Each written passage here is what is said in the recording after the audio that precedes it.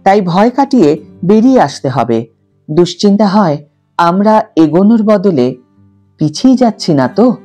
ইন্ডাস্ট্রিতে পুরুষদের অত্যাচারের বিরুদ্ধে যদি মুখ খুলতে ভয় পায় নতুন প্রজন্মের মেয়েরা, তাহলে তো এই পেশার দিকে পা বাড়াতেই হাজারবার ভাববে তারা। এভাবে তো মহিলা অভিনেতা থেকে শুরু করে মহিলা কলাকুশলীদের সংখ্যা আরো কমতে থাকবে। আবারও কি আমরা সেই যুগে ফিরে যাব যখন মেয়ে সেজে অভিনয় করতেন পুরুষেরাই? ক্যালেন্ডারের পাতা যেন উল্টোচ্ছে বিপরীত দিকে। বন্ধুরা, এই ছিল পাওলি দামের বলা কিছু কথা। আজকের ভিডিও এখানেই শেষ করছি। তোমাদের কি মতামত এই প্রসঙ্গে অবশ্যই কমেন্ট বক্সে লিখে জানিও। ভিডিও যদি ভালো লেগে থাকে তাহলে অবশ্যই একটা ছোট্ট করে লাইক দিও, শেয়ার করো বন্ধুদের সাথে, কমেন্ট করে জানিও তোমাদের মতামত। যারা এখনো আমার চ্যানেলটিকে সাবস্ক্রাইব করোনি তারা অবশ্যই চ্যানেলটিকে সাবস্ক্রাইব করে আমার পাশে থেকো, আর যারা অলরেডি সাবস্ক্রাইব করে দিয়েছো তাদের জন্য আমার অনেক অনেক অনেক ভালোবাসা এবং অনেক ধন্যবাদ। আজ তাহলে বিদায় বন্ধু, দেখা হবে পরের ভিডিওতে। ভালো থেকো, সুস্থ থেকো, সঙ্গে থেকো।